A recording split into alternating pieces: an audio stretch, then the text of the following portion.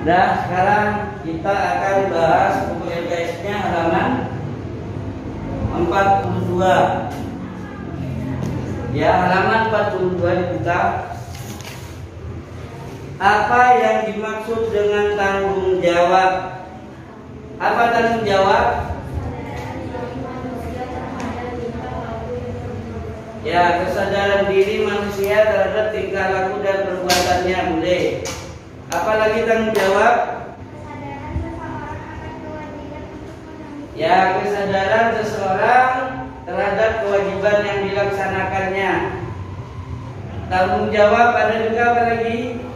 Bentuk dari sikap amanah. Ya, tanggung jawab merupakan bentuk dari sikap amanah. Tanggung jawab merupakan bentuk dari sikap amanah, atau dalam artian melaksanakan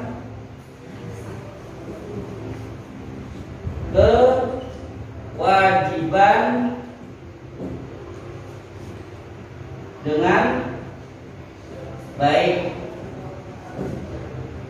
Nah, kalau yang dilakukan itu benar ya atau sukses, maka berarti dia berhasil melakukan apa yang menjadi kewajibannya. Ada juga orang yang melakukan kewajiban tidak sukses atau gagal, tidak berhasil. Berarti dia harus menanggung resiko, harus bertanggung jawab. Misalnya contoh, kalian mengerjakan pekerjaan rumah atau tugas dari guru. Ternyata setelah kalian melakukan apa yang menjadi tugas kalian, kewajibannya mengerjakan, kemudian contoh mengerjakan matematika, 4 dikali 4 sama dengan 8. Mengerjakan tapi 4 kali 4 sama dengan 8, salah. Berarti kalian harus tanggung jawab. Apa bentuk tanggung jawab dari kekeliruan kalian menjawab? Maka kalian harus memperbaiki. Kok bisa 8? Oh, ternyata 4 kali 4 16. Maka kalian harus tingkatkan belajarnya sehingga kalian tidak keliru lagi ketika mengerjakan tugas. Itu namanya tanggung jawab. Ada orang juga yang melakukan kewajibannya, mengerjakan PR sudah selesai, 4 ditambah 4 4 dikali 4 16. Ya kan, padahal kalian mengerjakan 4 dikali 4 sama dengan 8. Tapi biarin dah, nggak mau tahu, tidak mau meningkatkan belajarnya, apalagi sampai malas gara-gara salah. Maka orang itu namanya tidak tanggung jawab. Jadi tanggung jawab itu harus menerima konsekuensi. Kalau gagal maka harus ditingkatkan. Itu konsekuensinya. Kemudian nomor 2, apa nomor 2? Bagaimana cara bertanggung jawab terhadap tugas dari guru? Apa yang harus dilakukan ketika kita melakukan tanggung jawab terhadap tugas guru?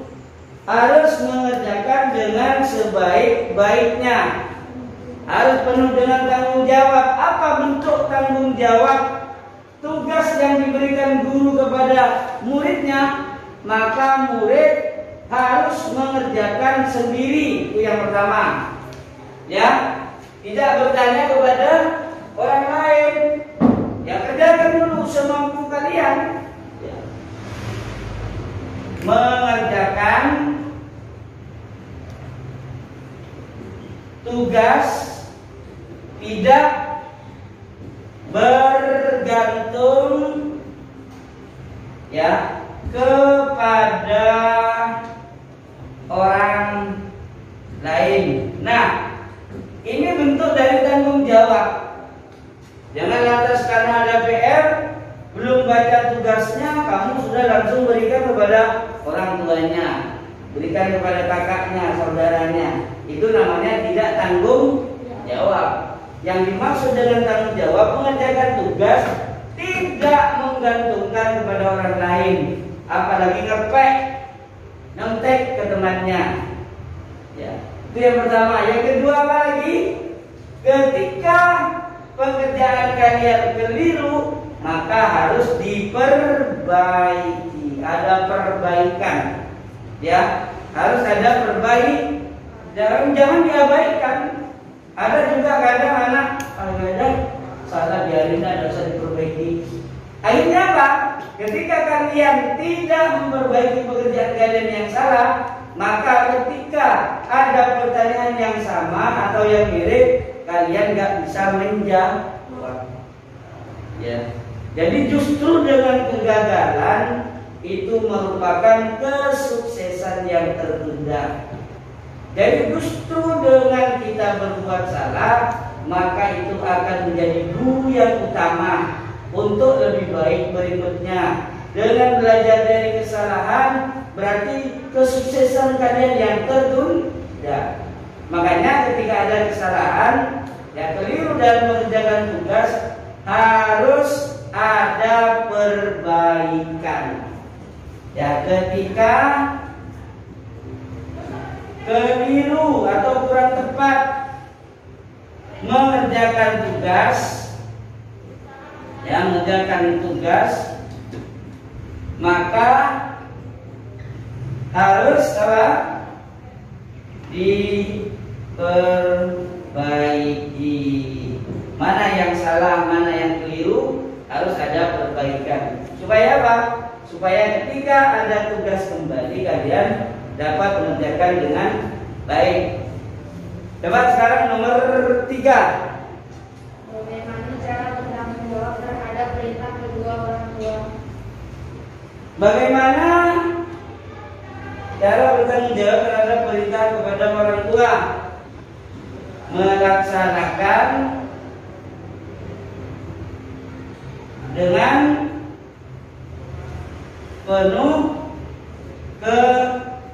keikhlasan.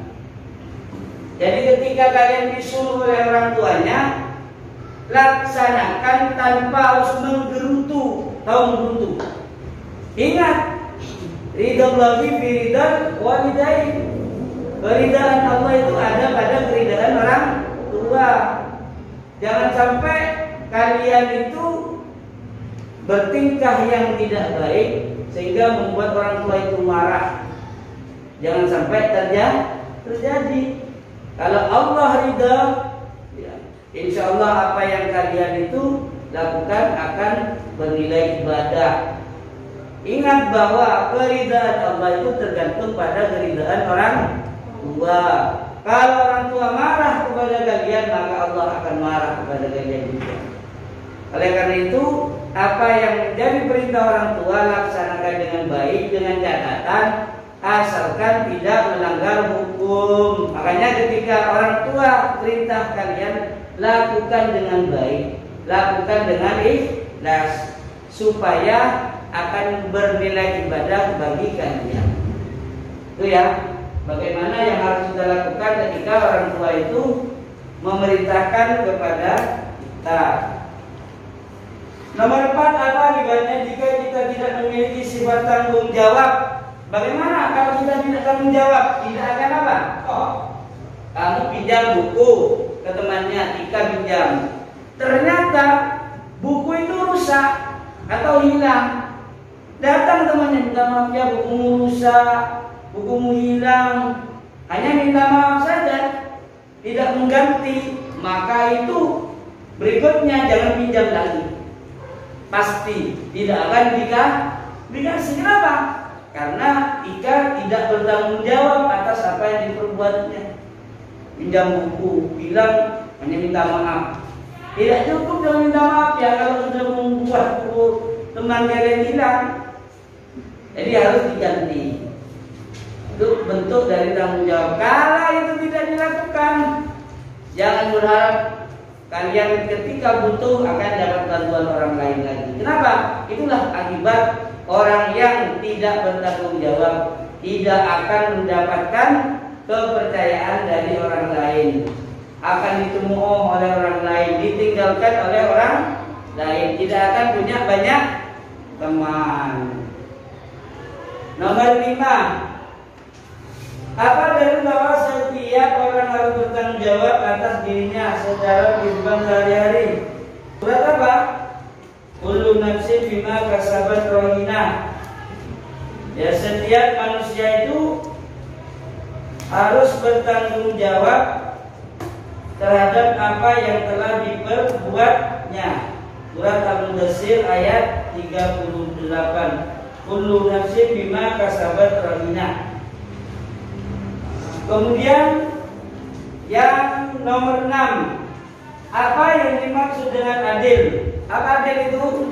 Adil ada 3 pengertian. Yang pertama, adil berarti sama. Kemudian adil berarti seimbang. Kemudian adil berarti menempatkan sesuatu pada tempatnya. Ini yang dimaksud dengan adil. Membuang sampah pada tempatnya itu termasuk perbuatan adil. Kalau kalian membuang sampah sembarangan, berarti kalian itu zalim, kalian tidak adil. Dan ditulis demikian, ditulis. Nomor 7, apa perbedaan adil dan bijaksana? Adil merupakan bagian dari bentuk bijaksana. Itu ya. Adil merupakan bagian dari sikap bijaksana. Karena bijaksana itu masih umum sifatnya. Apa saja bijaksana itu bagian-bagiannya? Jujur, adil, tanggung jawab, qanaah, dan banyak lagi yang lainnya. Itu termasuk bagian bijaksana.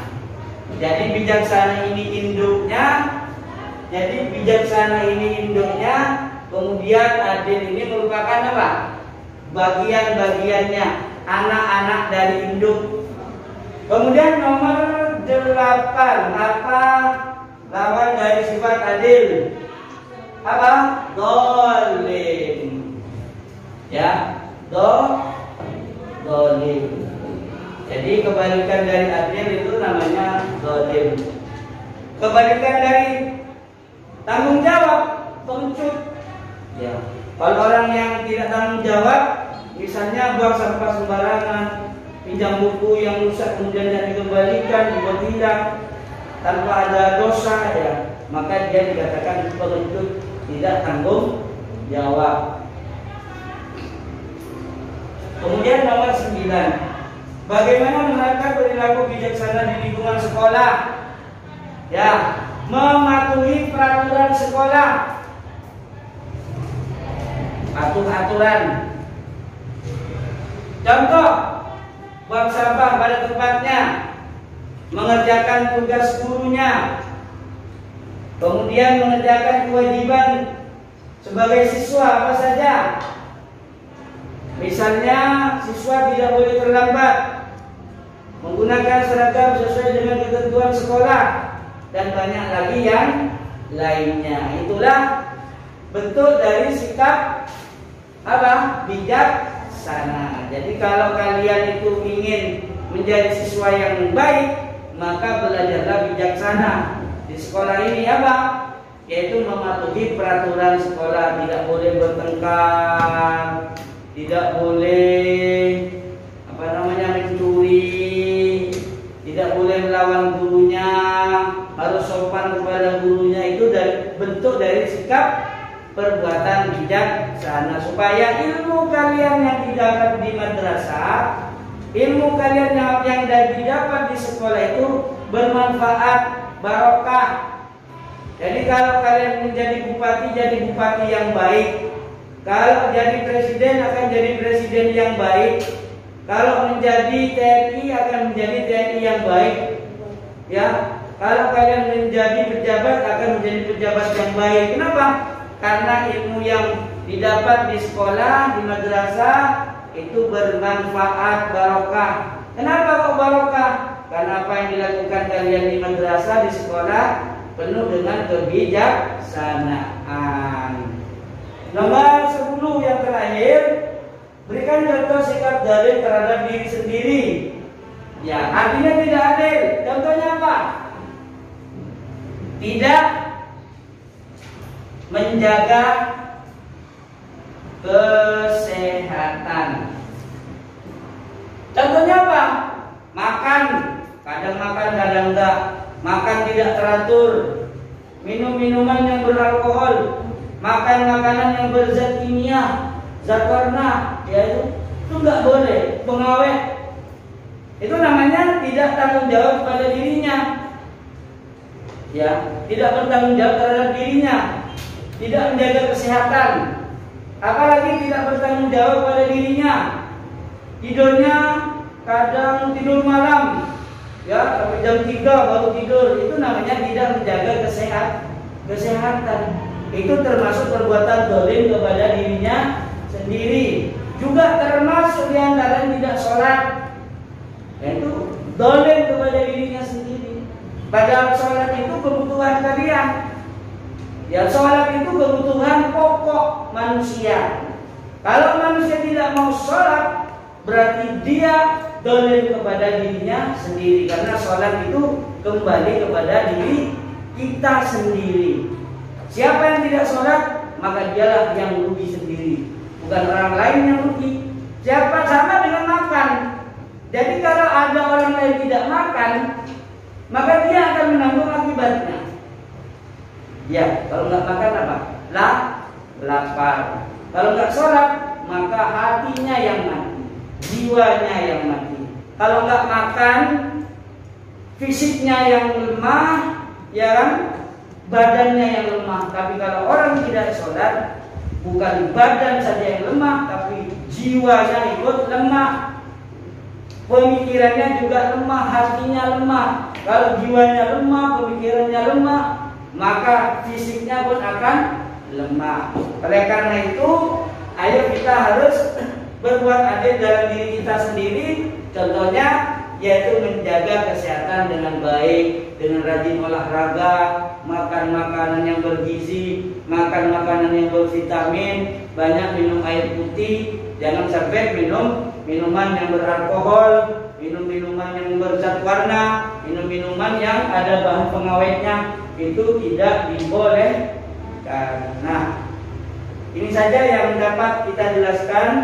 Silakan kalian ditambah yang kurang-kurang, yang salah diubah, yang perlu ditambah.